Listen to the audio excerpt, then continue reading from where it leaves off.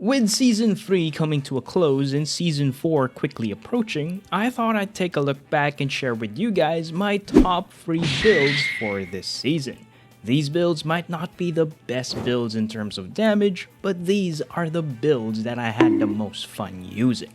Starting off with a Rajang Heavy Bowgun build. With Rajang being one of the new monsters and the Heavy Bowgun being the new weapon type for Season 3, combine these two things together and you get the Rajang Heavy Bowgun. It only has two ammo types, Sticky and Cluster, which is perfect since you can easily cycle through them. Sticky ammo gets us a guaranteed KO if we land all 4 bullets on the monster's head. Then, once it's KO'd, we can easily land our cluster bombs for a lot of damage. This combo is so much fun to do, and I've used it to support other hunters during the Carnival event when hunting Gold Rathian and Nergigante. I really believe that the Rajang Heavy Bowgun is the best one out of all the other Rajang weapons, since it doesn't get affected by the negative affinity it comes with. It can take full advantage of the weapon's high raw and elemental stats. The build is simple. We just equip the Titiaku Helm, Toby Chest, and the Zinogre Vambraces to get Thunder Attack level 5. This will buff up our sticky and cluster ammo damage. Then we equip the Coral Puke Waist and the Azure Rathalos Vambraces to get reload speed free, addressing the very slow reload speed of both our ammo types. Sadly, I only have recoil down 1 in this build, which is certainly not enough to limit the high recoil of this weapon, but I don't really mind it for now. But the goal is to drift smelt 1 additional thunder attack skill so that I can swap out the Toby Mail for the Paulumu chest to get recoil down 3. But even without it, I still manage to land my stickies consistently and KO monsters. I still suck at landing cluster bombs when the monster is moving, but knocking them out with stickies is certainly a lot of fun. Now, during Season 3, I also had a lot of fun experimenting with the new defensive loading skill using the Zinogre Heavy Bowgun. As a lance main, I prefer my weapons to have shields on them, so I put in a lot of effort to find a Heavy Bowgun build that can take advantage of its shield to tank monster attacks while still dishing out a lot of damage. To do that, I needed to balance some guard skills with defensive loading without sacrificing damage. Through a lot of trial and error, I ended up with this build. Using the Acnosome Helm for defensive loading level 2, the Kezu Mail and Toby Waist for Thunder Attack 4, the Barot Vambraces for guard, and the Basarios Legs to round out the build with guard 3, with an extra point of artillery to buff up our Wyvern ammo. You might be shocked to see that I don't have any recoil down or even reload speed skills on this build, because interestingly enough, I found out that without recoil down, it actually helped me perfect guard attacks more consistently. Now, it's probably a personal preference, so be sure to test out this setup for yourself.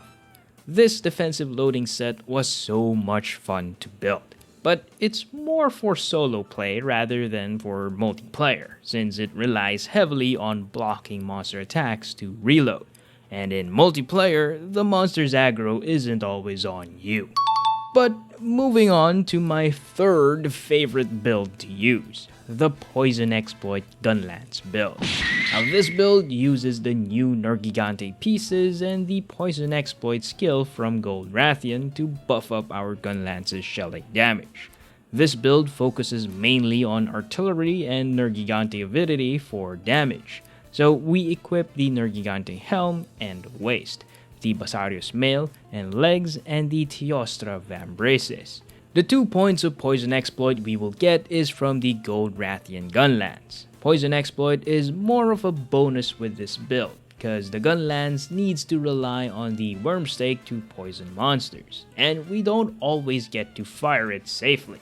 But when we do get to poison the monster, get ready to see your full burst attacks deal a huge amount of damage. This combo can quickly burst down the monster's HP. Dopamine just hits hard when you see big damage numbers go flying across the screen. But what I enjoyed the most was perfect dodging attacks and getting to combo into full burst. You get an insane rush when you successfully pull off a perfect dodge, and it instantly rewards you with big damage when you fire off a full burst. Now, I wouldn't have learned how to perfect dodge attacks with the gunlands as quickly as I did without a certain armor piece. That's why I'd like to give a special shout out to the Halloween Ghost armor piece. This armor, in my opinion, is one of the best things to come out of this season. Using Artful Dodger level 2, I was able to gain the confidence needed to perfect dodge with a big clunky weapon like the gunlance and the lance. It even opened my eyes to experiment with the Evade Lance playstyle when using the meta crit element build. It's also the perfect armor piece to help out new players learn perfect dodge timings without getting too frustrated and without wasting a lot of potions. But if I'm being completely honest, I may have had the most fun using these builds. I still probably use the meta crit build more often. These builds might not be the best or the meta builds in terms of damage, but for me, using these builds was the most fun that I had in Season 3. And I can't wait to make more fun builds with the Switch Axe when it comes out in Season 4. I just quickly breezed through the defensive loading build and the poison exploit build because I already have another video on them, where I go into more details about how to effectively use them. So if you guys want a more in-depth look on those builds, then be sure to check out these videos next.